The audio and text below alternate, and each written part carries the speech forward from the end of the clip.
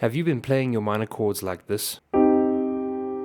Well, that is just disgraceful. What a shame. I'm kidding.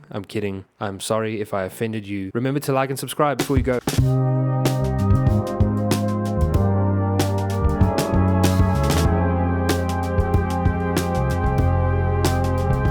At level 1, we have the chord I was joking about, which is just your plain old minor chord.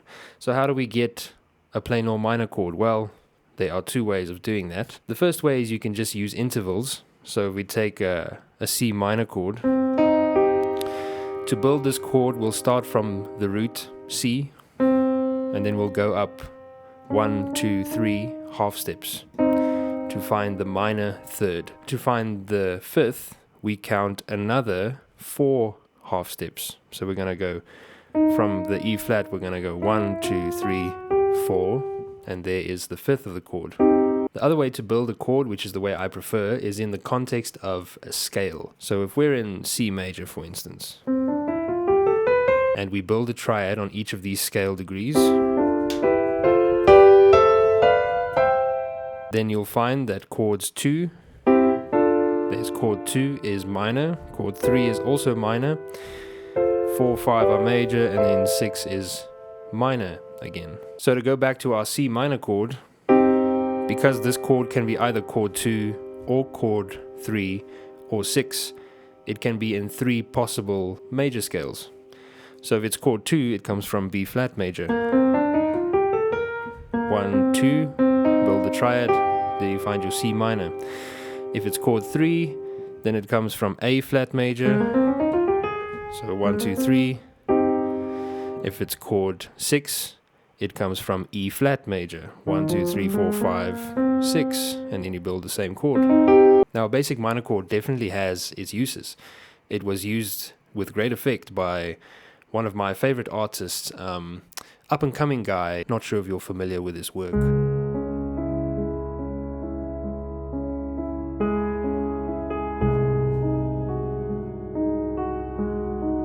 So yeah, something to learn from that, for instance, and that's been used in many songs and compositions, is to break up the minor triad, so you can come up with patterns, you know.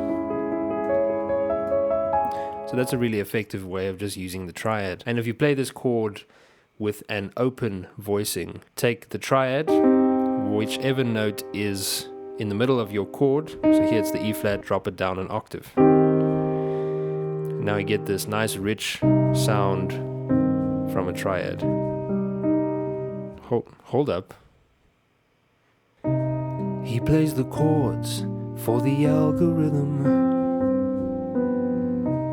and what he plays he never suspects.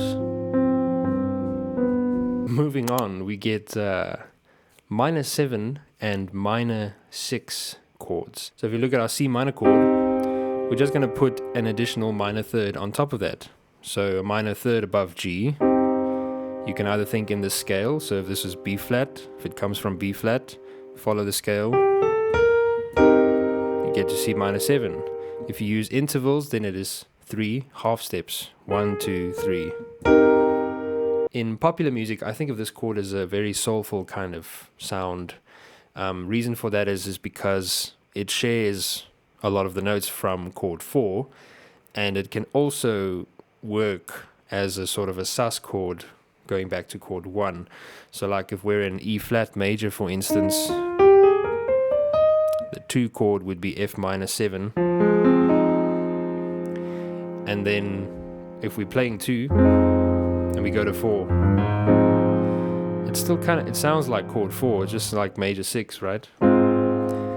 And now if we change the bass note to the B flat,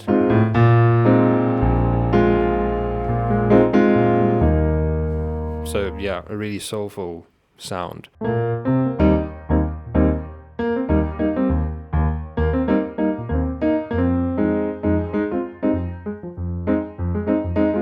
Two minor 7 is often used as part of the 2-5-1 progression, which is the most popular progression, often associated with jazz, but it's used a lot in popular music as well. and goes to chord 5.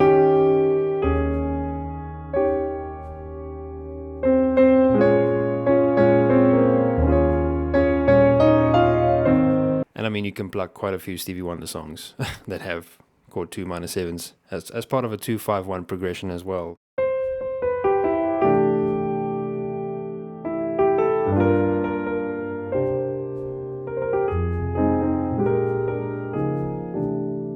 Now when we add the 6th, we put a whole step above our 5th. That's going to be our 6th, which also comes from the scale of B flat. Or you could just think a whole step above the 5th. The minor 6 is really interesting because depending on how you use it, it can sound very mysterious and open-ended, but it can also sound very melancholy. If it's chord 1, to me it sounds a bit more open-ended using it as a chord 1, for instance.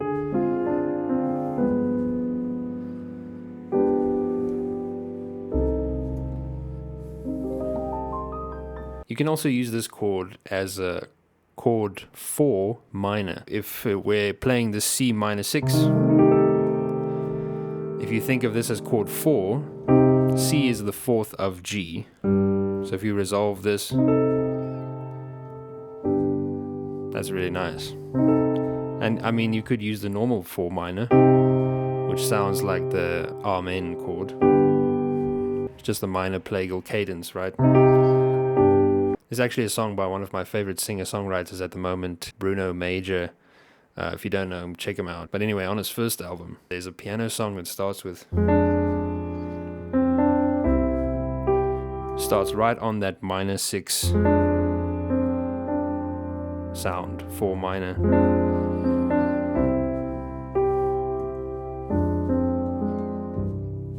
Ooh. Heart-wrenching stuff. Now we get to minor 9. We started off with basic minor, we went to minor 7th, where we just add the additional minor 3rd there at the top. And to add the 6th, we add a whole step at the top. To add the 9th, we add an additional 3rd, but this is a major 3rd. So we're going to count 1, 2, 3, 4 whole steps, or we follow the scale. So if we're thinking this is chord 2 in B flat major, we just keep going with the scale until we add another 3rd at the top. This is the context that the minor 9 is used in. We won't think of this as chord 3, obviously, in A flat major, because then we would have a flat 9 at the top. That doesn't work so nicely to build the minor 9 chord. New York State of Mind by Billy Joel starts off with this chord.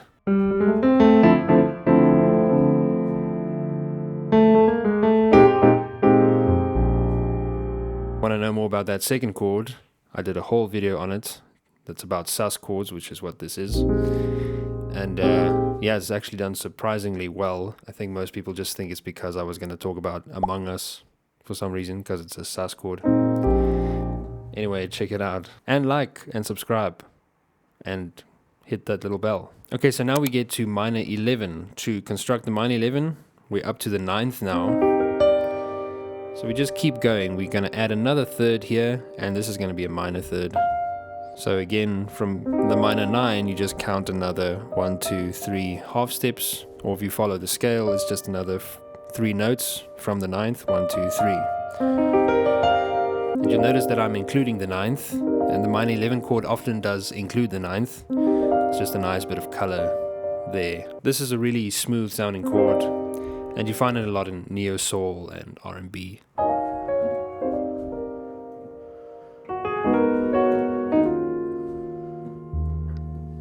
I saw a cool video the other day by Jeff Schneider where he breaks down a D'Angelo song that uses these chords. So like starts on E flat minor 9 with the 11th going to A flat minor. And both of them have the 11th with the 9th. Lady by D'Angelo is the song. Check it out. It's really cool.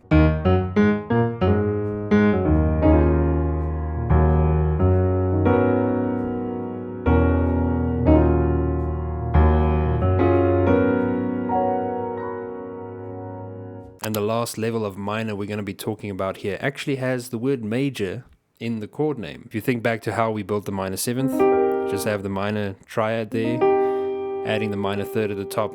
But now we're going to change this minor third to a major third, and then we get the minor major 7, often known as the bond chord. Well, actually the bond chord is more accurately, yeah, so C minor major 9. That's always a fun one to end on if you're going like.